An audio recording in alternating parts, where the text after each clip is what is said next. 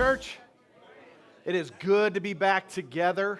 I told Kelly, I'm going to say this morning. I'm so excited to be back in Monroe this evening. We have not had a regular Monroe gathering in a month because of everything going on. So I'm so excited to be back there, but I'm excited to be with y'all this morning. If you're new or you haven't been here the first Sunday of the year, this is what we call Vision Sunday, where we as leadership try to cast a vision for the year. So today is going to look different. You're going to hear a lot of things from a lot of different people, but our prayer is that what comes out of this time is a shared vision as a church body for 2024, okay? So I'm going to share a little bit about that in a little bit, but what we want to do first is our call to worship. So I'm going to invite everybody to stand, okay? You might be going, hey, how are we having a call to worship, but the worship team's not up here? Told you, today's going to look different. We're going to read out of Ecclesiastes, and we're going to be in chapter 3. We're going to read the first 8 verses, okay? I'm going to read verse 1. Y'all are going to read verse 2. I'm going to read verse 3. Y'all are going to read verse 4. And if I have to explain the rest, just follow the lead of the person next to you, okay?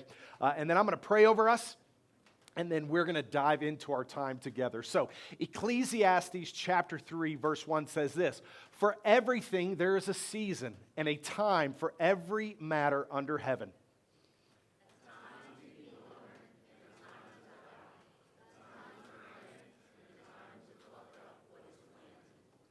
A time to kill and a time to heal, a time to break down and a time to build.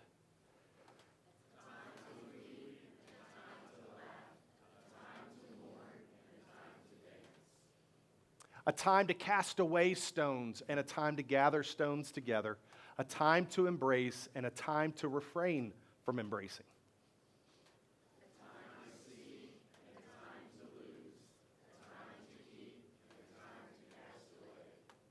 A time to tear and a time to sow, a time to keep silence and a time to speak.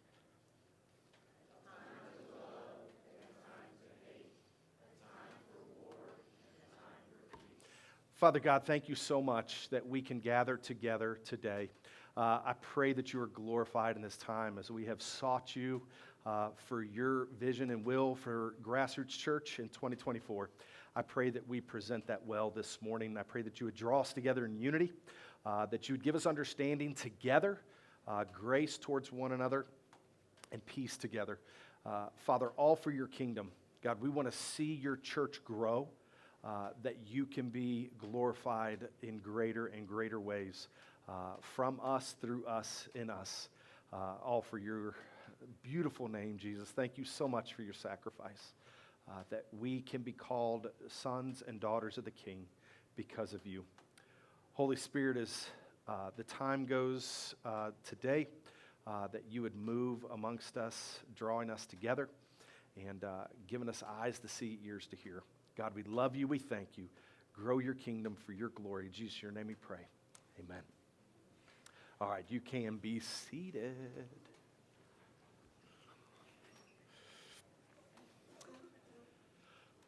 All right. Hey, let's talk briefly before we dive into everything.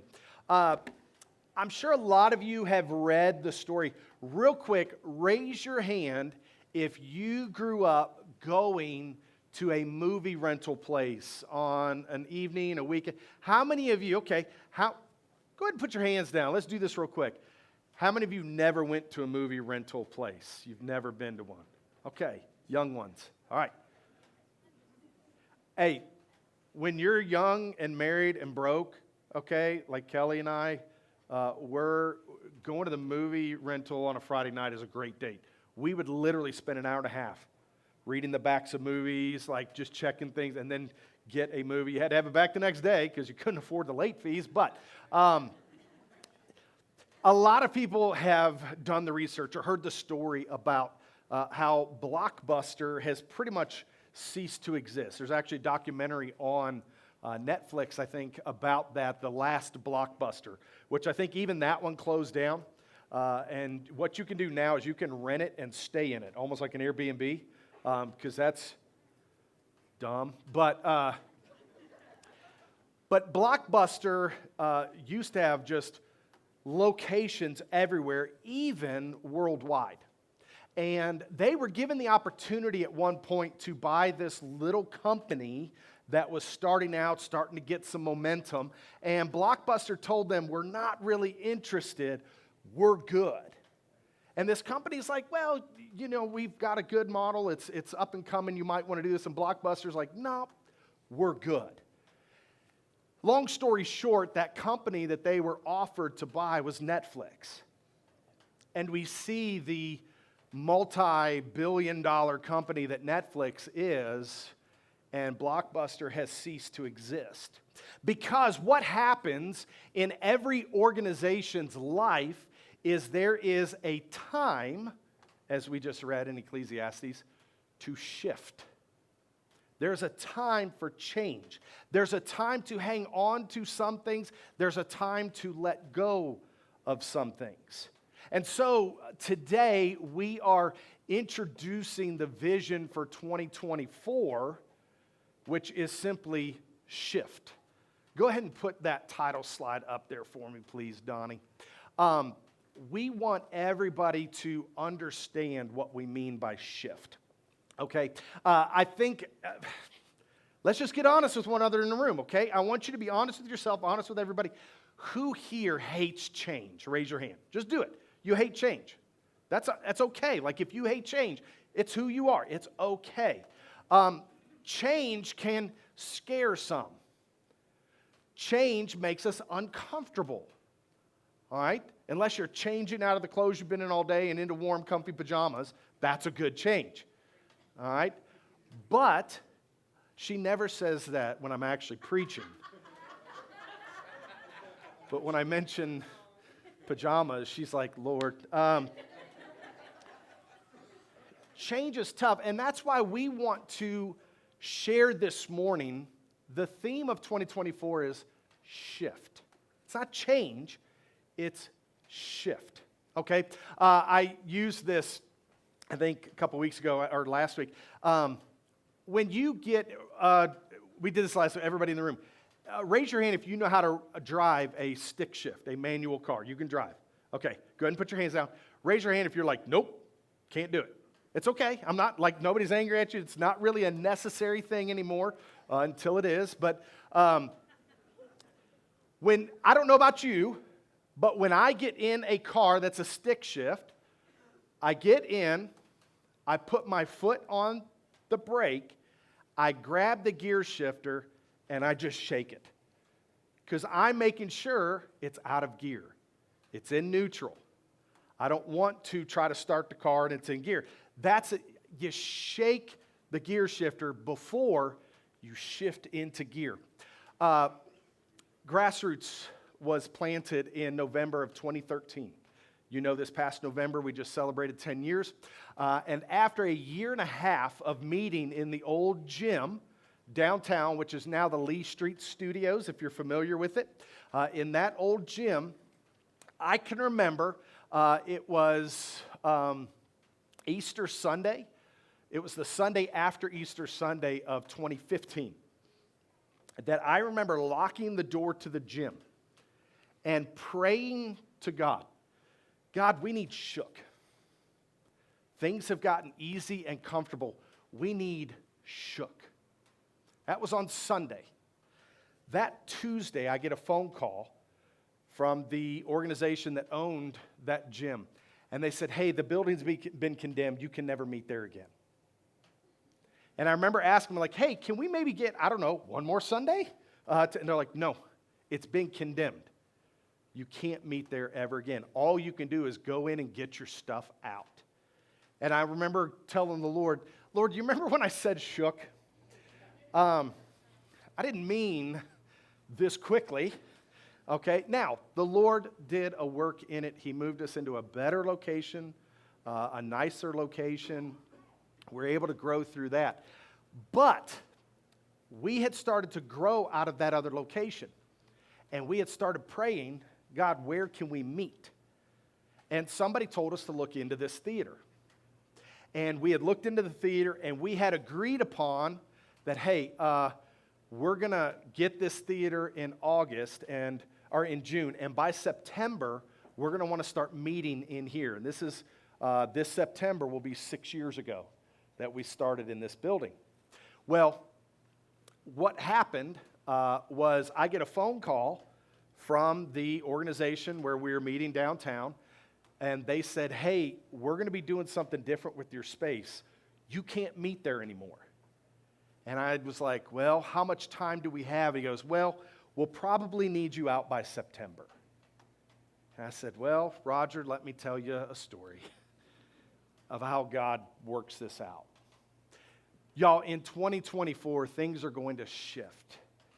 The elders met this morning just to be ready to share the things today. And what we wanted to do is make sure we're on the same page. And I told them, I said, look around today.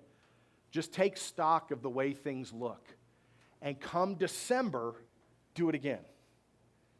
Things are going to look different. We are going to have to shift. We're not going to change who we are or what God has called us to, but we're going to shift the way things look. So I'm going to ask, deacons, can y'all come up here real quick, please? I'm going to ask, we've got a number of these. These are little booklets that we've put together to help us get through our vision this morning. If we could just maybe share one per family. If you're next to a friend, maybe you can just share. There's a bunch more right here, guys. This is going to help us as we go through our time together. There's going to be some things on the screens. There's going to be some things not on the screens. And so we want to make sure that you can share together and see these. Okay? Now, if you're one of those people, you'll start flipping through the pages. You want to see everything. You can, sorry, Jordan's like, yep, page 1. You can do that, but we'll kind of lead you to what page you want to be on at what time. And so just preparing y'all for that, just so you don't get ahead and wonder what's going on.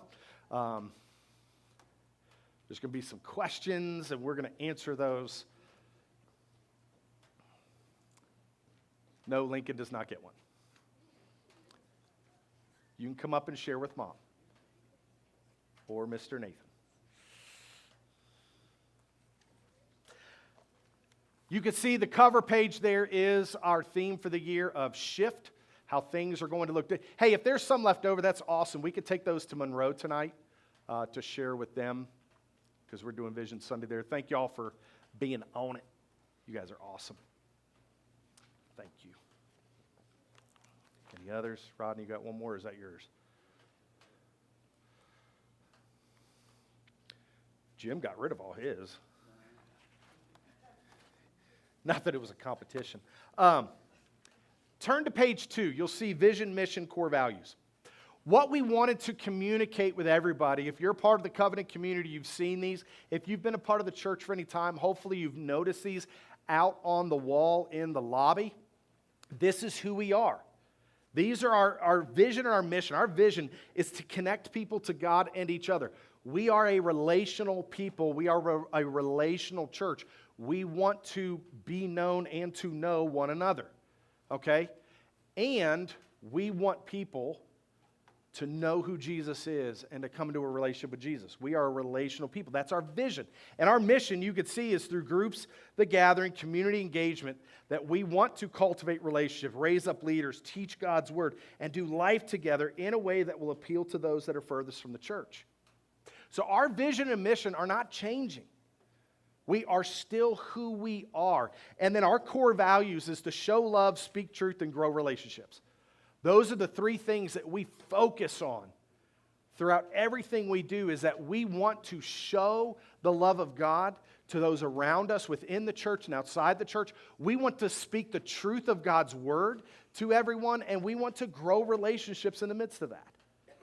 So helping everybody understand, even though things are going to look vastly different by the end of this year, even though things are going to look vastly different, we are still, listen to me, we are still Grassroots Church.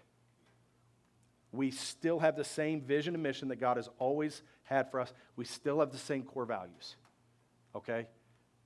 Things are just going to shift. You're going to hate that word by the end of today. All right, go ahead and go over to the next one. Go ahead and put up the first shift slide for me, please, there, Donnie. I appreciate it. All right. So we are going to go through 4 ways that things are shifting in 2024. So go ahead and go to the next one, number 2, please. All right, community mindset. If you can't read that up there, it's on your paper in front of you. The shift for community mindset. We want to offer more opportunities for discipleship and fellowship in different environments within the church, okay? We want to offer more opportunities for discipleship and fellowship in different environments for the church. All right, so to help understand some of those things that are written or pictured there, I'm going to invite Mark up. He is the elder of groups, and so he is going to share some shifts in group life. I need my red water bottle. We're going to be up here for a while. Just kidding.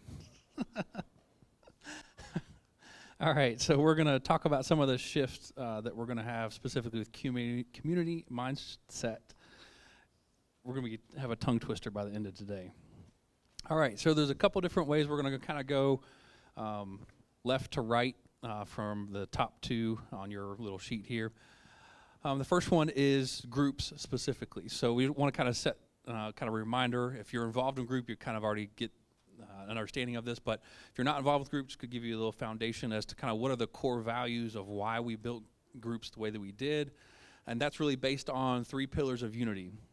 Unity in fellowship, unity in service, unity in gospel engagement. So those are the ways that we have structured groups so that when you're in a group, you're going to be engaged in a fellowship, you're going to be engaged in service and gospel outreach or gospel engagement. So that's kind of the core foundation of what we build groups off of. And really what we're trying to do is put in an environment where when you're in group, you're pursuing those healthy, Christ-centered relationships and also spiritual growth. That's the intention for our groups. And that's still going to be the intention for groups. We're just going to shift a little bit how you get connected into group and sort of the structure logistically of what that looks like. Okay, so the first part is right now, if you want to be involved in group, there's kind of 2 avenues to do that. First is we have our Connect class that we offer a couple times a year. That just kind of gives you a basic overview of Grassroots, where we're at. We also have Engrafted. That's a little bit more in-depth kind of information about Grassroots, some of our core values, the mission, and all of that. So those are the 2 ways to kind of get into the community of Grassroots. That's still going to be how we approach that. And then also kind of the structure of once you're in group, that service element is that we want you connected with one of our serving teams on Sunday morning. So that's kind of the basic structure of how you get into group or what it means to kind of be part of group. The way that we're going to shift this is with what we call Grassroots Bridge Group. So what that means is that, let's say we had Connect next Sunday, but then you started coming to Grassroots the Sunday immediately after Connect.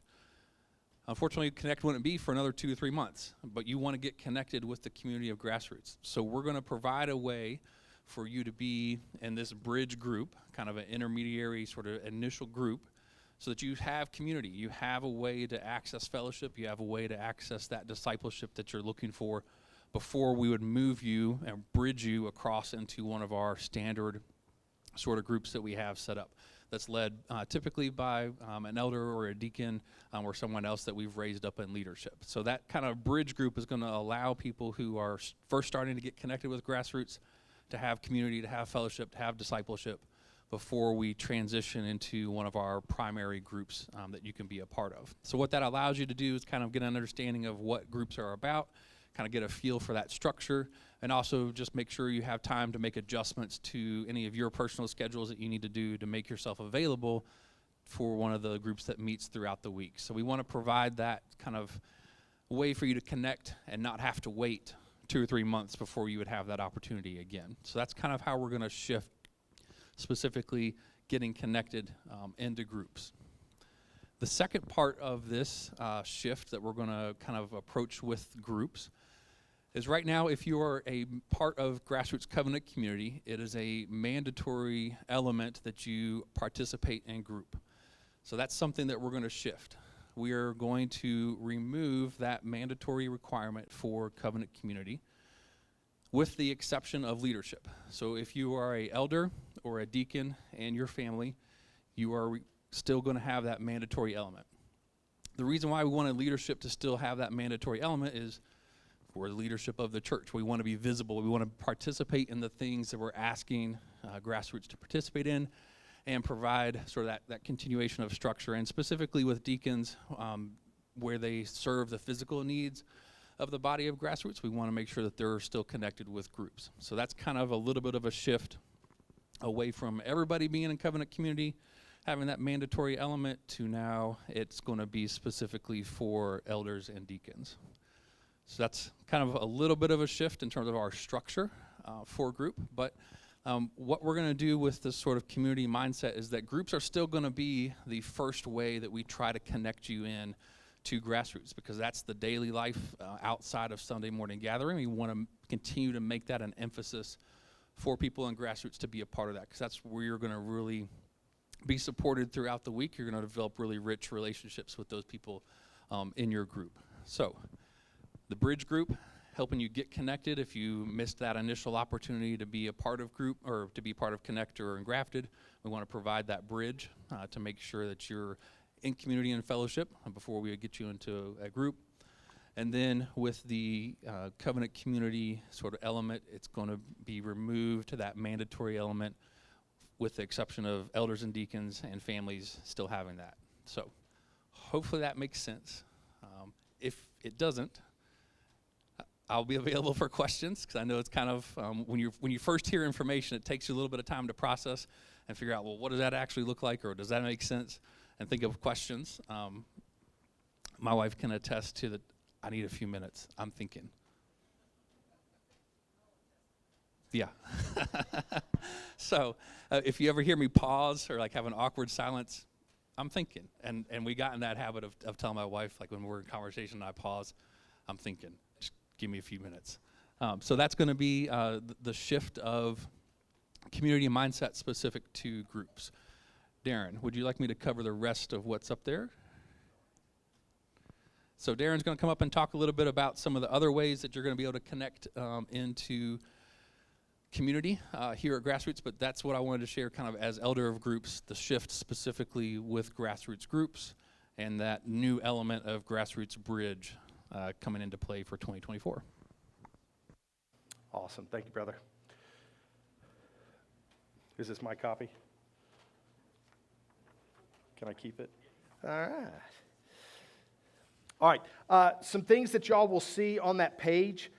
First Tuesday, Institute Residency. Want to just give you quick understanding of these things. First Tuesday, many of you have been a part of. The first Tuesday of each month, we meet right here in the room. We do worship. There's a little bit of teaching. Then we spend time in prayer. And so this year, we've been going through what we call establishing daily rhythms. Okay? Rhythms of prayer, confession, worship, fasting.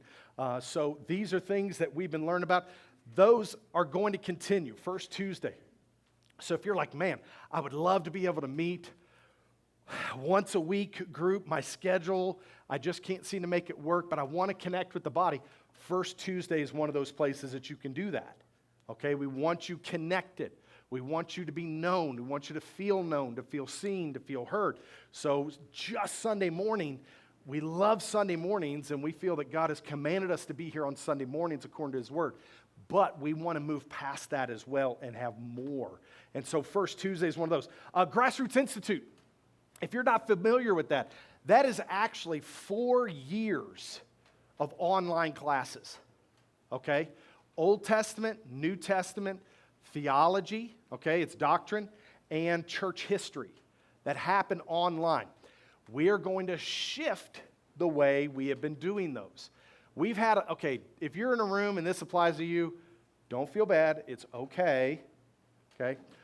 We've had a lot of people start and fizzle out quick, okay? So what we want to do is we want to make Institute a little more communal, all right? Meaning that we are going to have, at the beginning and the end of the year, an in-person catch-up. For those that have been in Institute, you know we do online catch-ups, okay? we're going to do 2 in-person ones where we get together in person, we eat together, we talk about what we're learning. We're going to do more frequently the online catch-ups. We're on a Sunday night around 7:30. We jump online and we do a Zoom call together and just go, hey, what are you learning? And so it just allows for more accountability, okay? We're going to allow fewer to be in it so that it frees me up to be more interactive in the answers, okay? So Institute is going to change. Now, I am going to go ahead and get my list out because I'm smart and made a list. Hey, my phone just reminded me today's Vision Sunday. Here we go. I'm going to go ahead and call up Travis and Sarah, if you would come up, please. And Garrett and Holly, if y'all would come up, please. These are our freshest class by way of newest and they just fresh. They just like cool like that. They have gone through the Old Testament, which is 41 sessions? It's a lot of sessions. It's a lot of sessions. All the way through the Old Testament. They completed all of them. They rock and rolled. They stuck with it.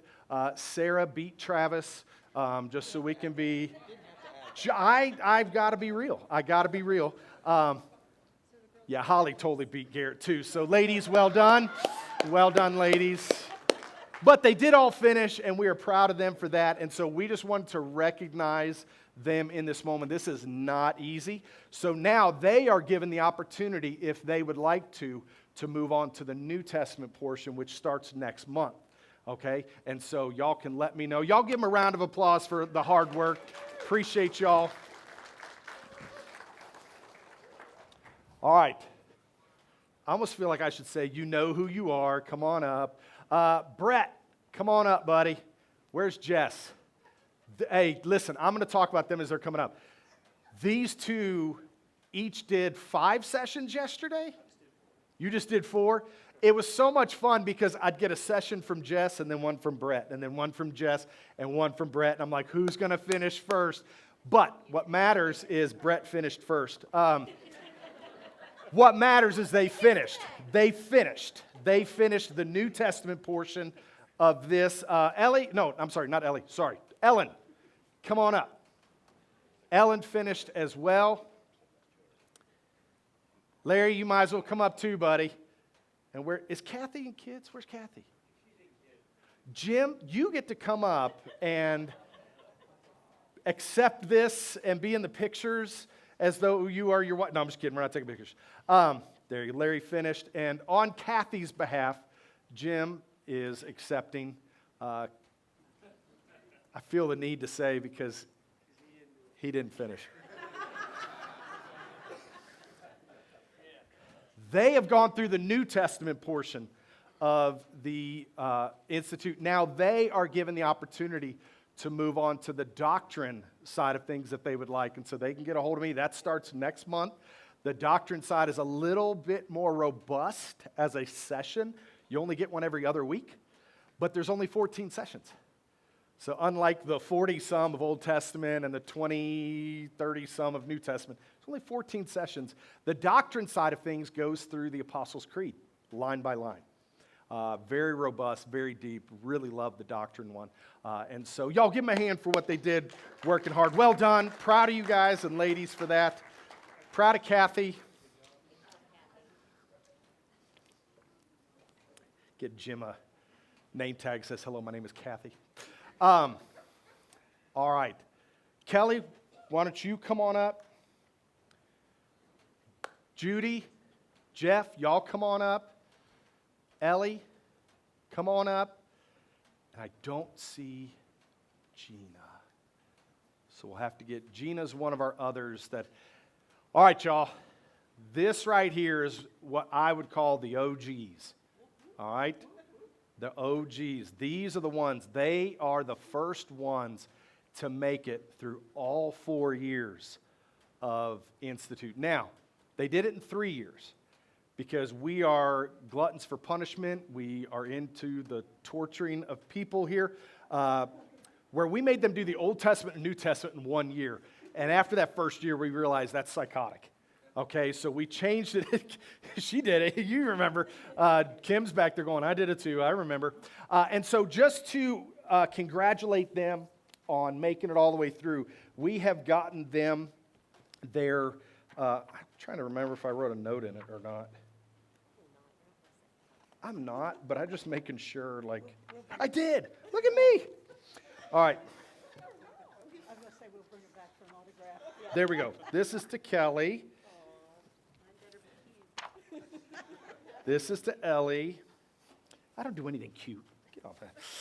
This one is to Judy.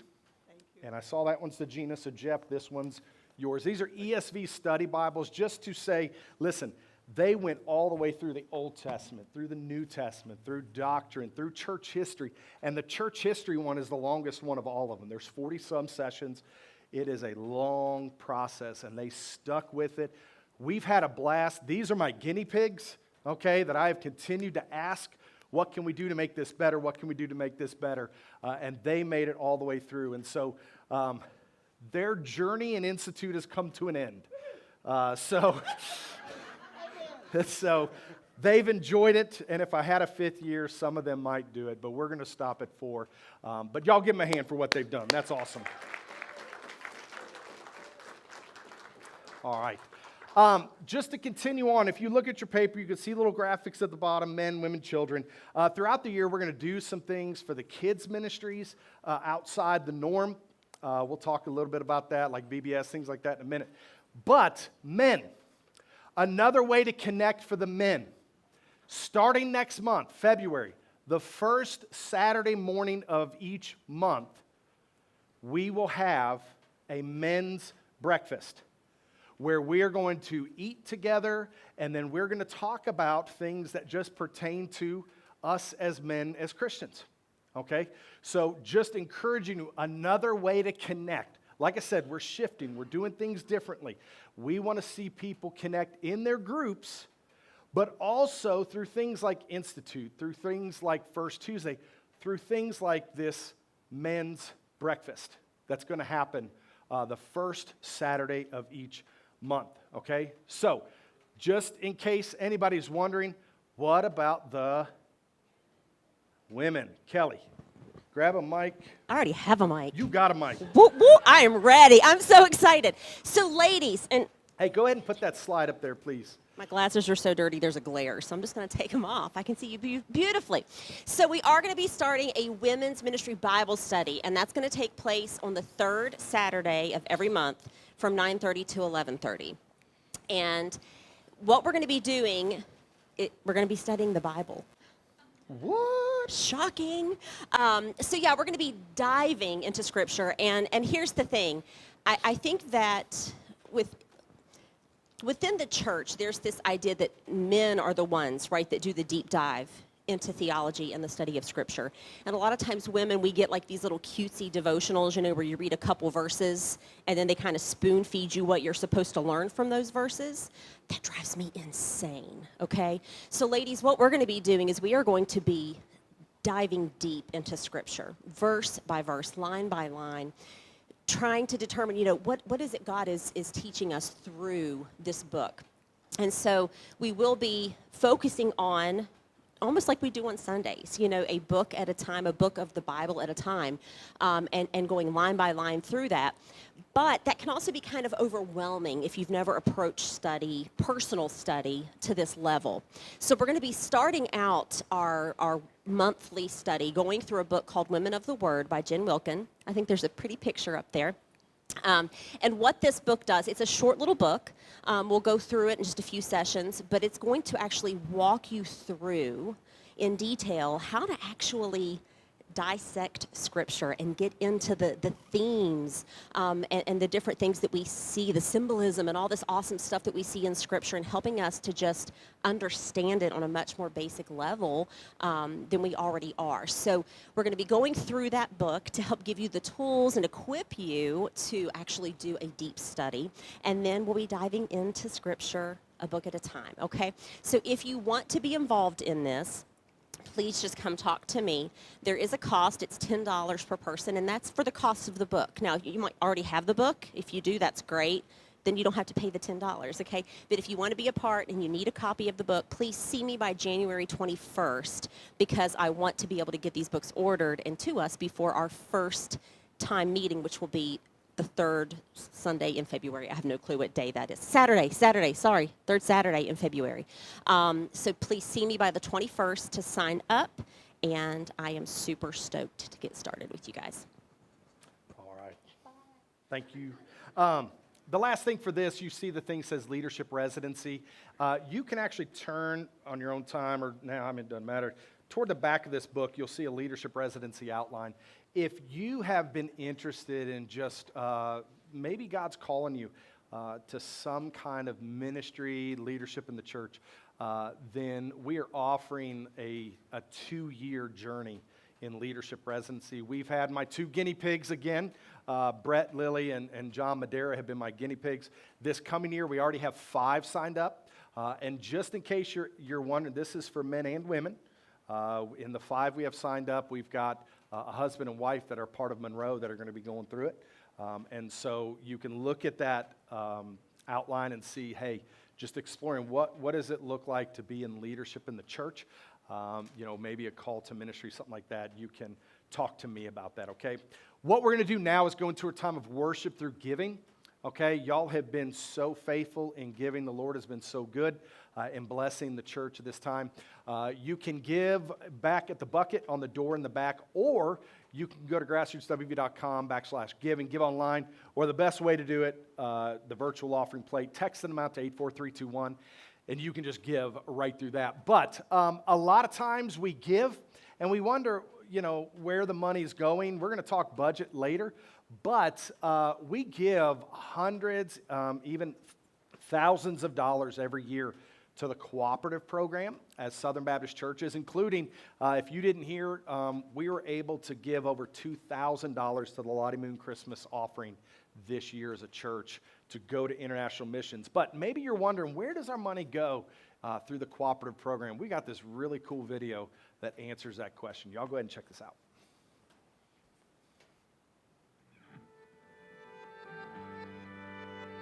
West Virginia's Southern Baptists are on a mission to strengthen and send churches to make Jesus known in and through our state. Our primary method for funding this mission is the cooperative program, where every dollar matters. So when your church commits to give, say, $1 through the cooperative program, you're actually giving quite a bit. Now imagine that dollar as pennies, all 100 of them. 58 of those pennies stay right here in West Virginia, sowing seeds of gospel-centered transformation. Some pennies are dedicated to the next generation, funding student ministry initiatives like YEC and Summit Camp. These aren't just events, they're life-altering experiences God is using to change the lives of our young people for eternity. Other pennies are invested in the spiritual and emotional health of our pastors and their families, through gatherings like the Pastor and Family Retreat, Bivocational Pastors Retreat, and Pastors' Wives Ministry. We're tending to the hearts of those who lead our churches. Then there are the pennies used to equip West Virginia Southern Baptist churches through regional Inspire events, providing the tools needed to be effective gospel witnesses in our communities. And finally, there are pennies set aside to strengthen and send our churches to be the hands and feet of Jesus. This includes disaster relief and international missions partnerships like Peru. West Virginia's Southern Baptists are not just hearers of the word, we are doers, living out the gospel, strengthening and sending churches. 21 pennies are sent throughout the world through the IMB, the International Mission Board, resourcing over 3,500 missionaries across the nations to make Jesus known to the 3 billion people who have yet to hear. This is making Jesus known in and through West Virginia. 10 pennies are dedicated to making Jesus known in the United States and Canada through the North American Mission Board. NAM supports 2,400 missionaries and church planters, reaching the 281 million people in North America who do not have a relationship with Jesus. And these 10 cents are making sure they get that chance. 9 pennies fund our 6 top-level SBC seminaries, providing affordable theological education to more than 13,000 students annually. We are a family on mission. The last 2 pennies hold an essential role, too. They fund the ERLC, the Ethics and Religious Liberty Commission, and the SBC Executive Committee, the administrative backbone that keeps our cooperative networks working effectively. This isn't loose change. In the end, no matter what your church gives, it's not about the money. It's about a response to Christ's generosity. It's all about the mission. So where does your dollar go? To strengthen and send churches to make Jesus known in and through West Virginia and to the ends of the earth as a family on mission. I love that video. It gives us an understanding of where the money goes. I'm a little offended they keep showing the pastors with hair, but I will let go of that. So we just want to let you know where the money goes, okay? And so you know how it is utilized. If you want to go to the next page, and our next shift is a shift in opportunities. If you want to go ahead and put that up there, Donnie. The shift in opportunities, y'all, we want to shift by, we want to grow in our outreach and serving opportunities locally and beyond. So for that, I'm going to invite Adam, who is our head of youth. He's our elder of youth and outreach, and he's going to share briefly about what you see on that page right there. Thank you, Darren. All right. Good morning, everybody. As Darren said, I am Adam. I oversee our student ministry program as well as our outreach program. Before I get into those 2 ministries, it's a fact that the average adult attention span is about 45 minutes. I don't know if you've heard that or not, but on average, the adult attention span is 45 minutes. We're 45 minutes in this right now. So here's what, real quick, because, just to get some energy flowing for me, because I'm freezing. Y'all stand up for a second. Can everyone just stand, if you're willing, if you don't mind, just stand up. Just take a moment. If you want to wave, if you want to do a little bit of this, that's great. If you want to, just tell whoever's sitting beside you, a little encouragement, like you got this. Everybody good? 45 minutes in, we're making it. A lot of vision stuff, feels good. All right, I appreciate it. So y'all can have a seat now. I just had to get off my chest. 45 minutes, the average adult attention span. And I'm feeling kind of chatty this morning. No, I'm kidding.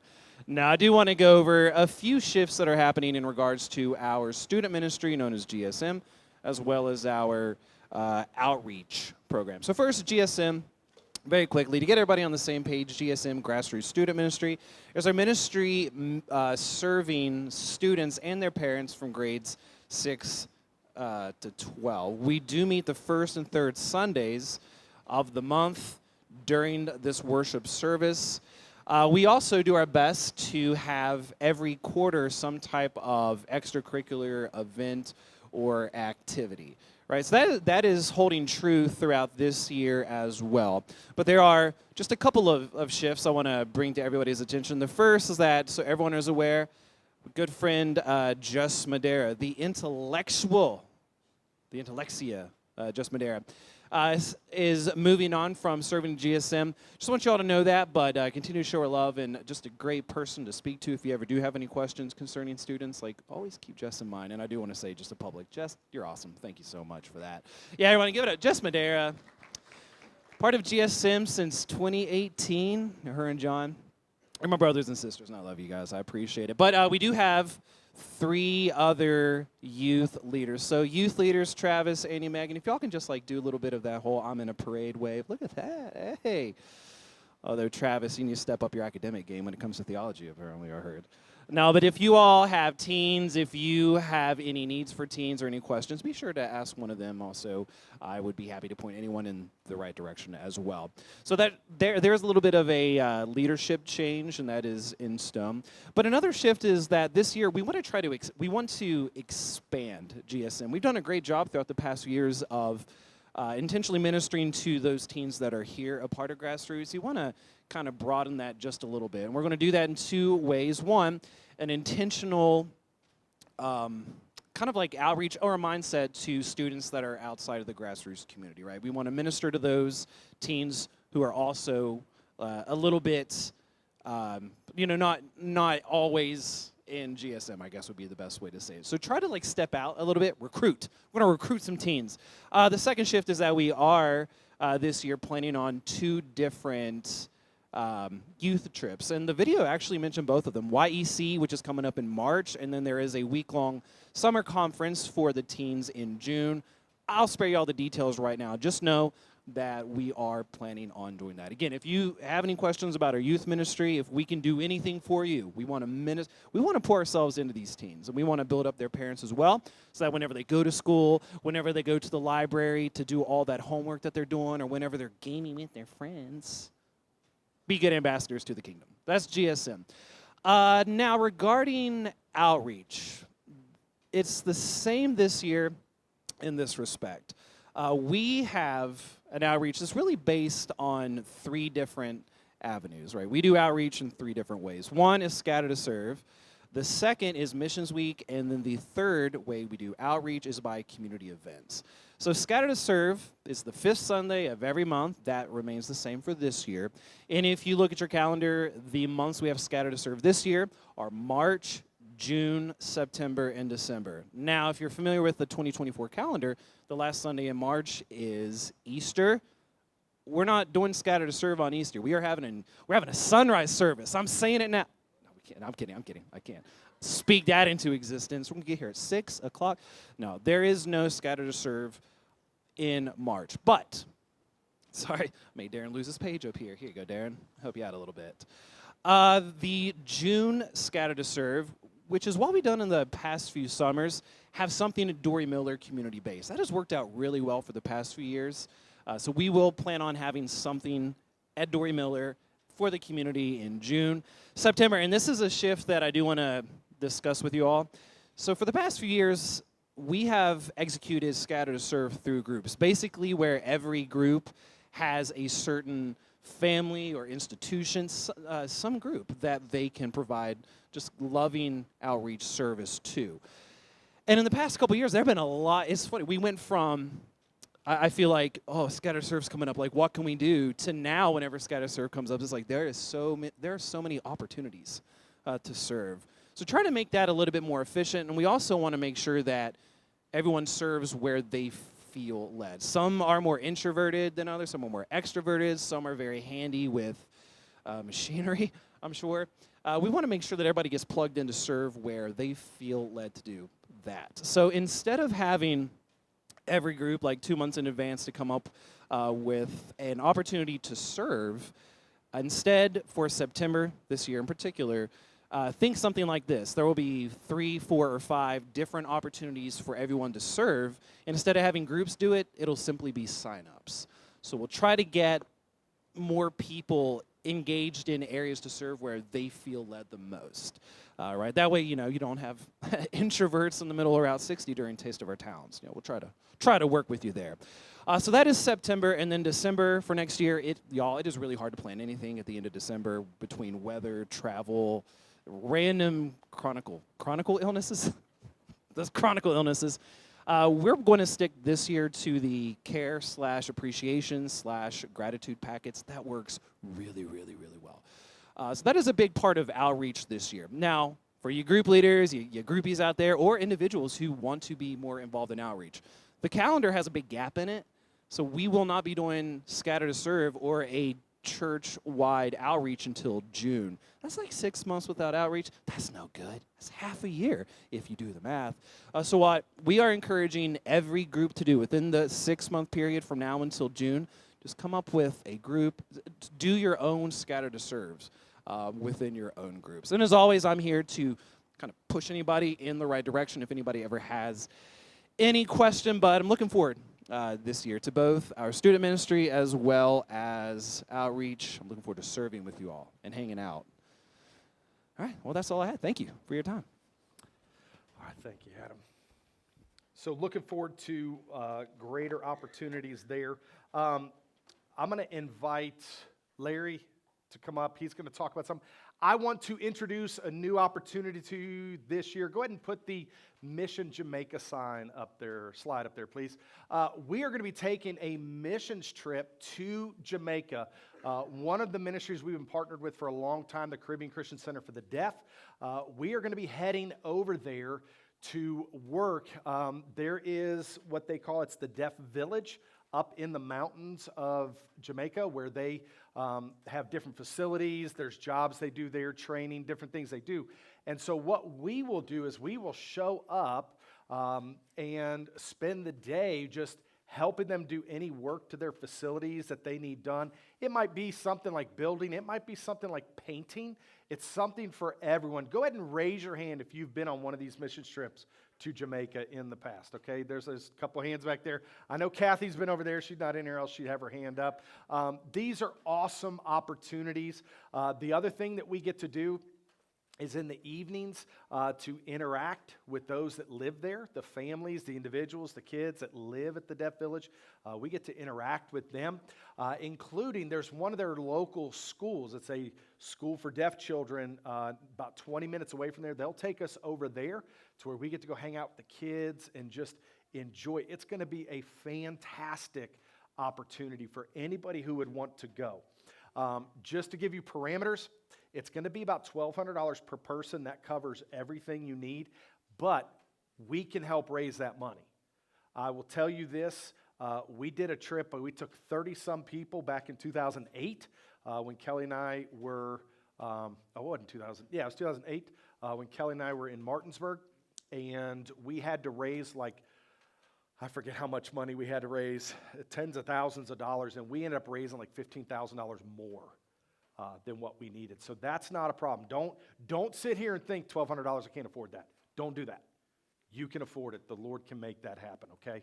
It's good for anybody. Great opportunity. It's a Saturday to a Saturday in October. One of the coolest things we get to do is on Sunday morning, we get to go to church with the deaf community. And I'm telling you, you've never experienced anything until you watch the deaf community sing worship to God through sign language. What an experience. And so we would love for everybody to go. We do ask that they be, Kelly, you're going to have to remind me, what's the minimum age? Gavin's been waiting forever. Was it 15? I think it was 15. Gavin's been waiting forever. He and I are already in. I know some of y'all have already said, hey, I'm in, because we've talked about it. But want to let you know, the way you lock in your spot, we need a $50 deposit before January 28th because the CCCD needs to know that we're bringing at least 10 to be able to make our opportunity happen, okay? So if you're like, I want to go, I want to experience this, I want to be a part of this, then before the 28th, which is the last Sunday of this month, give me a $50 deposit. And if we get 10, then we'll be able to lock in our group going in October. And from now until then, we'll be doing some meetups and preparing. We'll let you know about ways to raise the money. But what an opportunity we have. Listen, I can't stress it enough. I've been on 3 different missions trips out of the country in the past. Life-changing, okay? What an experience. So I'd love to take a group of at least 10. If we could take 20, we'll make it work however we can, okay? So if you have any questions about that, you can come talk to me. I'll be the one heading up that trip, and we'll make it happen, okay? So Larry, come on up. He's going to talk on behalf of the deacons about the benevolence.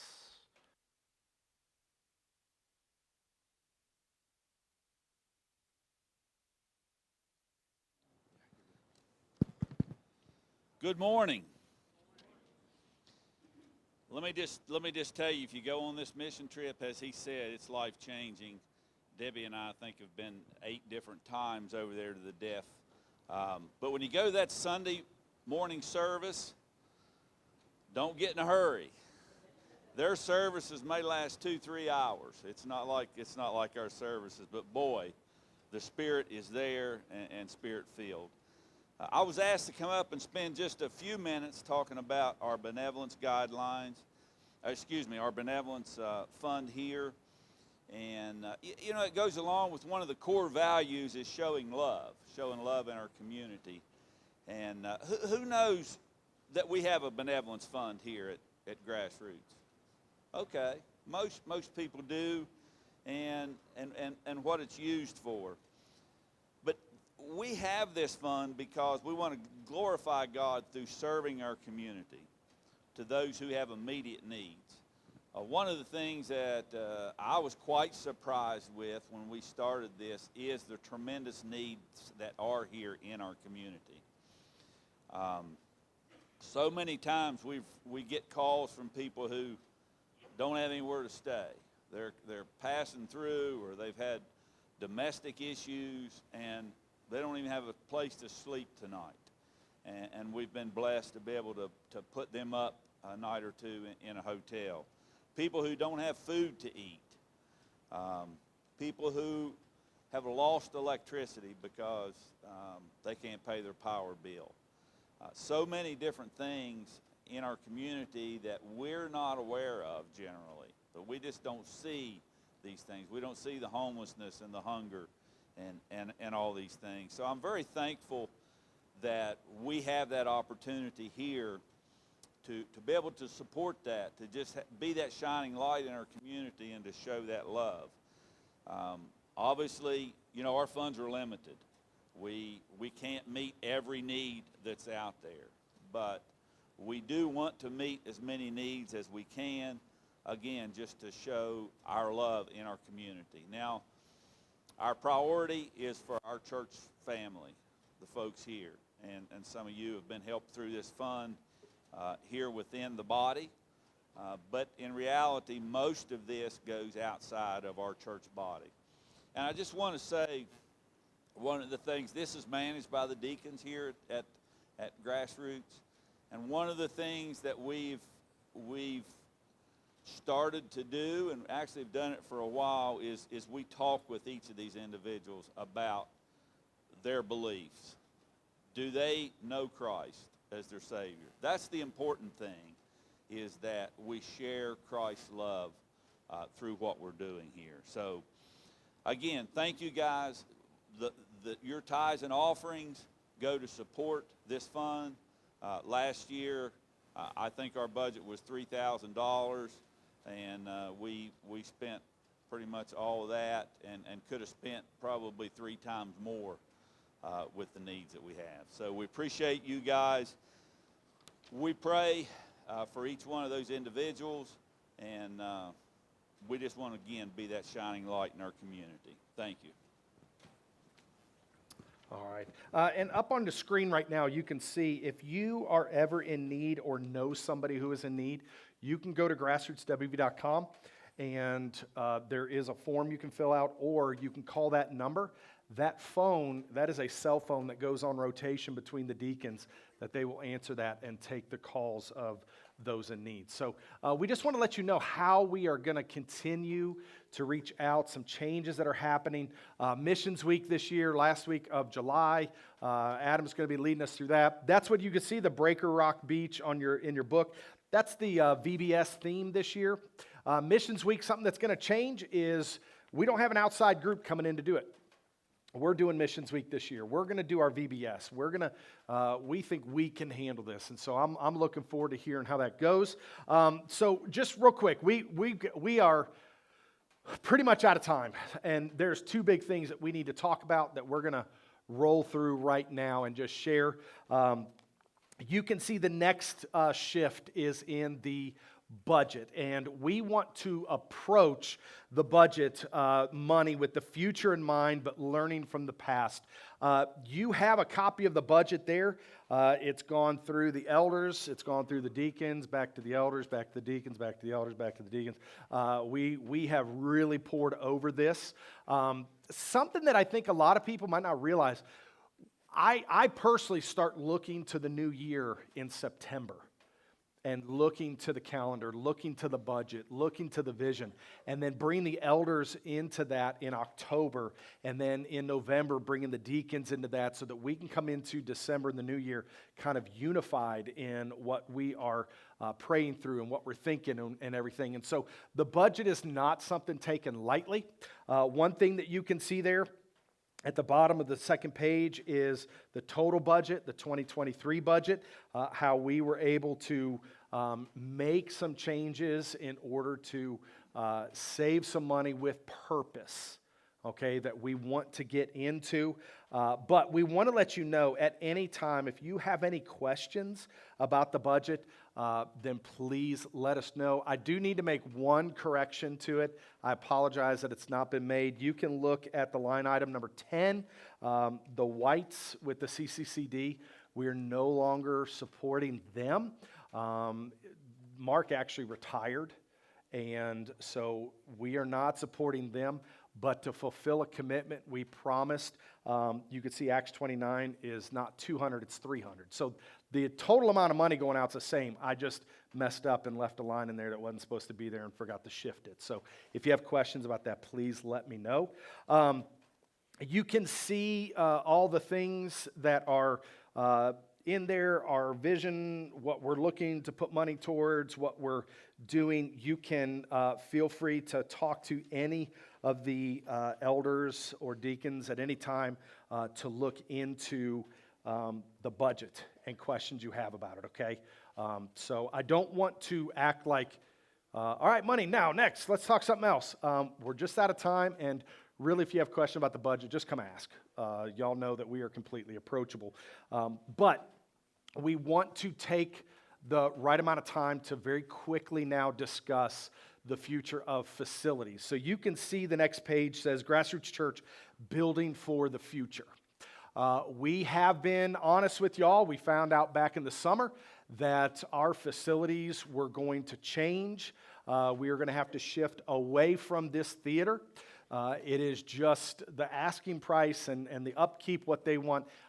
We just don't feel comfortable spending that much. So we have been doing a lot of legwork, a lot of places, checking out a lot of things. And one of the things that has come into our vision is there is a Methodist church in Fort Spring that has shut down. They have ceased to exist. The elders and deacons and wives have been over there to look at it, to see about the viability of it. And I'm just going to give you the details and let you know where we're at. They have offered that building to us for $55,000, okay?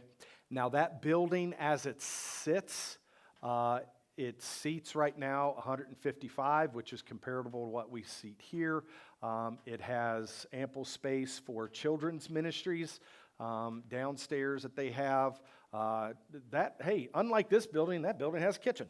So that's just, we like food, so that's handy. So just letting you know that, and I know the first thing that we can talk about, the issues behind it. Number one, it's in Fort Spring. And just to give you an idea, that means if you drive here, you will have to drive another 12 minutes past here to get to it. Unless you're coming from Alderson. A little bit quicker for those coming from Alderson. A little bit quicker. They're excited about that. So 12 minutes from here gets you to that building. We can say the building is in great shape. Do you know what it doesn't do? It has a new roof, and so it doesn't leak. I can tell you the numbers that I've been looking into. If we buy it, utilities, all the things, we could be in that building per month for $777. Okay, that's mortgage, that's electricity, because it's on a well and it has septic, so there's no bills around that, there's no gas, and insurance. And the numbers come from the church that's been in it. So we've got accurate numbers. So $777 a month. Here's what we want to propose to you. This is, in our minds as leadership, a temporary move. 3 to 4 years we would like to be in that building in order to save money to get a more viable option here in the Lewisburg-Fairleigh area where we've been, okay? I can tell you, I've been looking at the budget, the numbers. The amount of money we spend to be in our facility here compared to what we would spend to be in that facility there, after 4 years, we would have around $50,000 to $60,000 that we have saved from just shifting, okay, facility. So we want to, dang it, Mark, I'm trying to remember everything we talked about this morning, and I'm like, yeah, I can do that. I'm forgetting all of it, so I'm just going off the cuff here.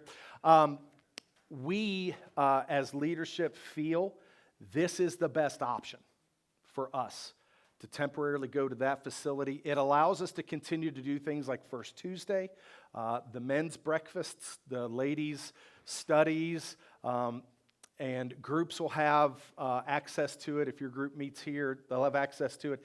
Things like men's night, women's night, those things, VBS, those things are still viable with a facility like that. But here's what we need you to know. According to the way we are set up as a church, we, as leadership, can present you with this, but the church has to vote in order to get a loan. Okay? The church has to vote. Now, that's covenant community. If you're not covenant community, we value your input. If you have thoughts, we want to hear it. If you are covenant community, we have to vote. Okay? But we want you to understand what we're voting on.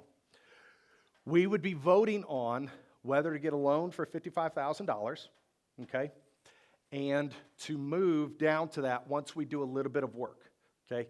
The renovations that need done are really mostly primarily cosmetic, just so you know. We do need to add some bathrooms, that type of thing, but you would be voting on getting a loan and moving down there, okay? It is in mind that we are looking at a 3 to 4 year window in order to save the money to then get a more permanent viable option up in this area. Now, if that is not what we feel we should do as a church, okay, the option is then we will go mobile, which I want to make sure I make clear what that means, okay? There's been some confusion on whether we are talking virtual or mobile. Mobile is what we used to do as a church for the first 4 years of our existence. We come in on Sunday morning and we set everything up at a location. There are a few locations in this area that are options for that, like hotel, banquet rooms. We know that the middle school has had their theater used in that way before, school gyms, things like that. So we set up on Sunday morning, we tear back down as soon as we're done. Many of you, real quick, raise your hand if you were a part of us when we went through that. Okay, so if you have questions, talk to somebody with their hands up. So what we're saying is, quite easily put, we can drive 12 more minutes, or we can show up early on Sunday mornings and set up and stay late and tear down. I'll tell you right now, I'm up for either. All right? I'm up for either. All right?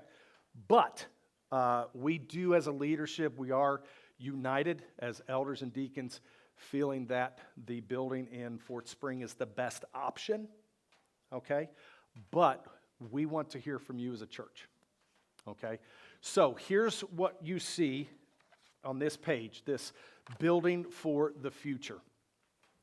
No matter what we do, whether we go down to Fort Spring or we go mobile, we have a 3 to 4 year window in mind to save money in order to get a better option. Now, the last Sunday of February is our scheduled family get-together, okay? That's for the church to talk about things going on with the church. At that get-together, we will take a vote.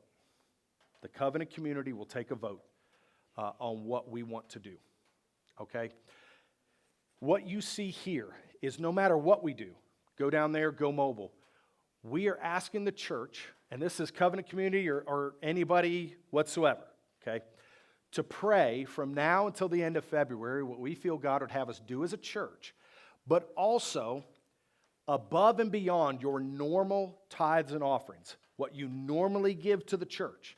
We're asking you to commit, okay, to giving monthly.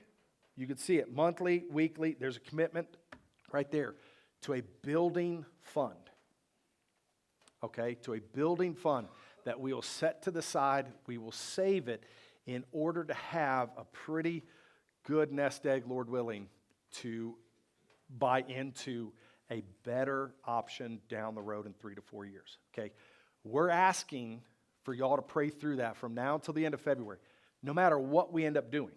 If we end up down in Fort Spring, if we end up going mobile, no matter what we do, we're asking for everybody to buy into this because both of those options are temporary, 3 to 4 years, okay? So that's what we're asking you to pray through. Pray through, Covenant Community, pray through how you will vote, okay? Because if we vote in the affirmative, yes, we want to go to Fort Spring, yes, we'll get that, then we'll move forward to that. If the majority of the church goes, no, we don't find that to be where we feel God leading us, then we will go mobile, okay? So that's how this is going to shake out, go down, all right? But at that same Covenant Community meeting, that family get-together, we will collect these little papers to say, hey, as an individual, as a family, here's what we're willing to commit over the next few years in order to move us forward as a church, okay? There's one other thing that I really need to talk through, but I want to ask, I do feel I need to ask, does anybody have any questions about the two possibilities or this Build for the Future campaign?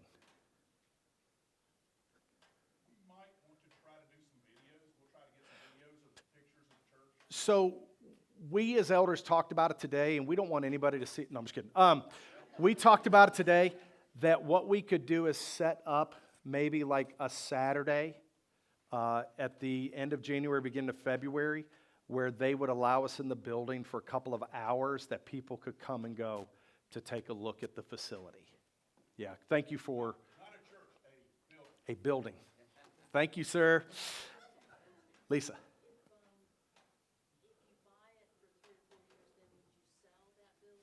There's been two options we've talked about that we could sell it, and that is one of the options, or continuing to maintain it for a different type of ministry purpose, which could be a rehab facility, a facility to help with the homeless situation, something that would fit the vision of the church. But those are the two avenues we would look at. As the 3 to 4 years move on, we would develop. Good question. Good question. Okay. If we went mobile, how much additional money would be saved? From the monies that I have looked at, the question is if we went mobile, how much would we be saving comparably? I think we actually save more money going down to Fort Spring because the rent for something throughout 4 Sundays a month is actually comparable to around $600. The difference would be if we get that, we have the facility for First Tuesday studies. If we go mobile on Sunday mornings, we have Sunday mornings and that's it. So I saw two, Artem, I saw your hand and I saw somebody else raise their hand. So Artem?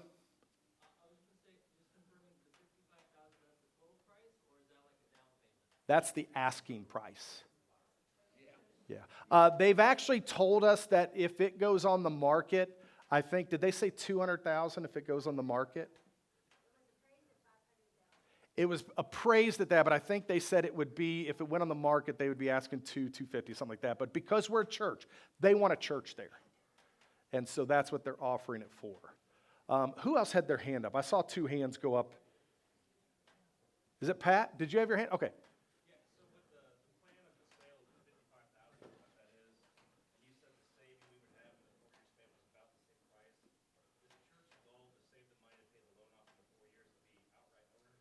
Yes. we don't, well, the goal would be to bank as much as possible. If it's not paid off within 4 years, we would already have so much equity in it. And so I figured, Larry and I did this before, got online and looked at mortgage calculators, and a $55,000 loan equals out to about $365 a month. And so it's something that moving forward, we could afford with buying another facility, but it's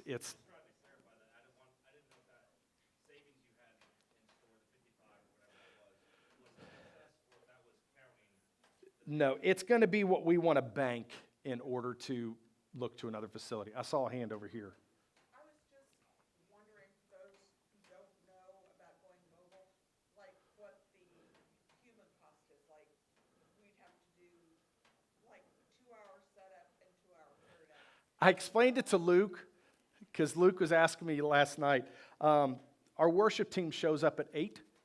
And so our AV team, if we were mobile, would have to show up about 6:30 in the morning in order to get set up in time for the worship team to come in. So now, I will say, for those who have been a part of it, those are sweet times because you do spend the time together as you set up. It is physically taxing, trust me. I remember the good and the bad. So just real quick, any other questions? Because I have one more thing, and we are already 20 minutes over, and our kids' workers are going to kill y'all.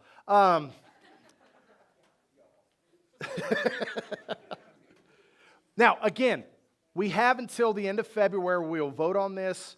We will talk about this, so you can feel free to ask questions of the leadership between now and then, okay? Ask questions. We're not afraid of the questions. We need the questions, okay? So if there aren't any others immediately on that, I want to go over the very last thing. You can look to the next page where Outlook. That's our final shift is Outlook. The shift that we want to make is we will be present and future and inward and outward minded in our kingdom work. So I'm going to invite Adam and Mark up here just so they're available for any questions. Does anybody know what a sabbatical is? Okay. It's mainly known in academia, okay? But it's also known in ministry as well. And I'm going to do my best in this time together. Does he have his? Okay. Yo, you got them both. You're good.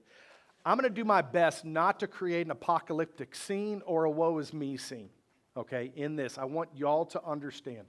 I love my role as pastor of this church. I will give it up for nothing unless God calls me away, okay? That's all there is to it. I have no plans on going anywhere, all right? But over the years, I am in year 23 of ministry, okay? And over those years, there have been little short seasons of difficulty, okay? And not difficulty like, y'all are driving me nuts. That's all year long. And I drive you nuts all year long. I know that. But within that, there are seasons where you can feel what's called burnout, and it's creeping. And over the years, those have been years apart, but as the years have gone on, I have felt those seasons get closer and closer and closer, where now they're mere months apart. And I realize something's got to shift within me and my life before burnout comes and I flame out. And can't continue. And so started talking to a ministry coach, and he led through, he goes, Darren, you need a sabbatical. I'm like, man, I don't have any context for that. I don't know what that looks like. What is that? What should I do? And so I took it to the elders, the plan, prayed through, made a plan, took it to the deacons. They prayed through, made a plan with us, and this is the plan that came out. Kelly and I will not be present in the life of Grassroots in the month of June and July. Okay? Our group is already aware of this and knows that we will not be present with our group. They're going to handle business just fine. Okay? You just got to figure out where you're going to meet, because it's always at our house. You can still meet at our house. I mean, we just won't be there. I will not be in the office. We will not be at the gathering. We will not be present. There will be a list of things that are left that would say, hey, if this were to take place, this would bring us back early. Okay? If somebody is, getting married last minute and they want me to do it, I'm not coming back early for that. Plus, I don't do last minute weddings. Premarital. All right. If somebody were to be moving towards death's door, that would bring us back. If there was something to happen, that would bring us back.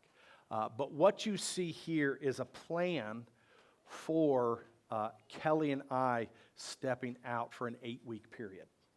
You can see we've already lined up, by and large, the speakers throughout June, July, and August, what they'll be preaching, what the topic will be. You will also see some places at the bottom that things that I do that we'll need people to step up and take, okay? And please don't kill me, Ellie. I know I didn't put your name next to finances. She already said she would do the finances. But there are things that we need people to step up and say, hey, I can handle that for the weeks that you're gone. This is a shift in my life and Kelly's life to keep us going long-term in ministry, okay? I know a lot of y'all don't have, because I don't have reference for this. A lot of pastors in our growing up in churches didn't do this. I appreciate Jeff and what he said. He said, hey, I watched pastors burn out because they didn't have these opportunities. And so the church will be just fine. With the elders and deacons we have in place, with the group leaders, the ministry team leaders we have in place, y'all will be just fine, okay?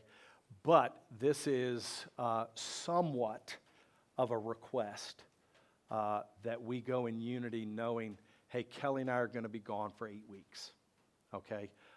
It'll be difficult. It'll be awkward. But the point of the 8 weeks is rest, to rejuvenate. And then what I appreciate about deacons came back and said, hey, what other things are you going to do to make sure burnout is staved off? Okay, making shifts like I will be, to the best of my ability, taking Friday and Saturday off. Okay, Sundays are loaded days. Monday through Thursday are loaded days. Friday and Saturday I'll be resting this year and moving forward. Taking a few more times away. Obviously not just the sabbatical. Like I'm not taking a whole bunch of weeks vacation and then a sabbatical, okay? In years to come, taking a little more time. But this is for the health of myself, between me and the Lord, physically, the health of my family, the health of the church, okay? I know this is a lot. We've been processing this for months. The deacons have been processing this for over a month, and so this is new to everybody. So I know it's like, man, that's a lot to take in. One thing I want to point out, I also recognize that we would be moving out of this facility at the end of August, and I'm going to be gone June and July. This is why our goal is to have the plan set in place for the shift facility-wise by the end of May. And then June and July, we will rest through the summer together. We're away. Y'all have things going on. Adam's going to do a great job leading through Scatter to Serve, Missions Week. Mark's going to continue to lead in group ministry, those things. And then hitting August, the ground running, preparing to exit this facility and go wherever we feel we'll be going, okay?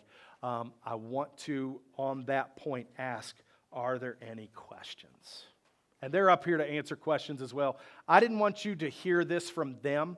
Like I'm down there going, hey, go tell them I'm going to be gone for 2 months. I wanted to let you hear it from me, but y'all to know they are in unity. When I first approached them with this, they're like, we get it, and we support you. And so I appreciate them and the deacons and everybody in that. So questions?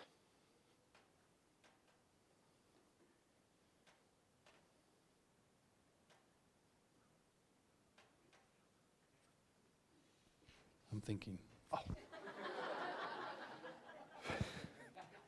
I'm just happy to be up here, to be honest. Team. All right. No, I'm available. I was going to say, we're available. Ask us questions. We're free. Please feel free to ask us questions. We know this is a lot of information today, a lot to take in. We love y'all. Our goal is for God's glory and the good of Grassroots Church. That's our goal as leadership. The last thing you're going to see in the back of your book is the 2024 calendar, okay, through the end of the year. And then you're going to see something we want y'all to look over. This is a statement on the sanctity of life, okay? We want you to read it. The elders are going to be meeting in the capacity of the board of directors of the church to add this to the belief statement of Grassroots Church, okay? But y'all know us. We're not just going to do it and say, live with it. We want to hear from y'all. I want to make sure that I'm clear on this. This is a statement on we as a church body value human life, okay? This is not an anti-abortion statement. A lot of times if you feel like it's an anti-abortion statement, if there are people that come into the community of the body that have in the past had an abortion, all of a sudden they feel like they're going to be ostracized. It's not what we're doing. We want to love them through whatever they've been through. This is a sanctity of life statement that we feel as a church we want to take a stance on in the midst of our world today. We are putting this in here for you to read over and ask us about, okay? Just so we're clear, just so everybody knows. So it's not like this is an afterthought. Just want you to see this, thanks. We want to hear from you, okay? Questions about it. So as you go through this book again, I encourage you as a family, as individuals, go through this again. Look at all the things coming up, the shift, the differences. However, we are still Grassroots Church and we're still in this together, okay? Make sure to ask us any questions you have. I'll be up here up front right now if you have any questions. But also make sure to hug your kids worker that has had your kids 30 minutes over what they're supposed to. I am so sorry. Yep, well, no, remember, it's Jeff's fault now. Yep, it's Jeff's fault. So, hey, listen, let me pray and close us, and we'll get out of here. Father God, thank you so much for what you're leading us into. Pray that we are, at all times, we seek your glory above and beyond anything else. We seek the growing of your kingdom more than any of our own kingdoms, more than my kingdom. Father, I pray that your kingdom would be my greatest desire. And God, I pray that you would continue to draw us together as a church in this time. When things like this happen, Lord, Satan tries to get in and create chaos, to divide us, to create disunity. Father, we want to draw together in unity for your glory. God, just that we'd love one another, that we would, I pray everybody would feel free to ask questions, that we would move together in unity as we seek your will above all else. God, we love you and we thank you. In Jesus' your name we pray. Amen. Hey, y'all, next week, go ahead and put it up there.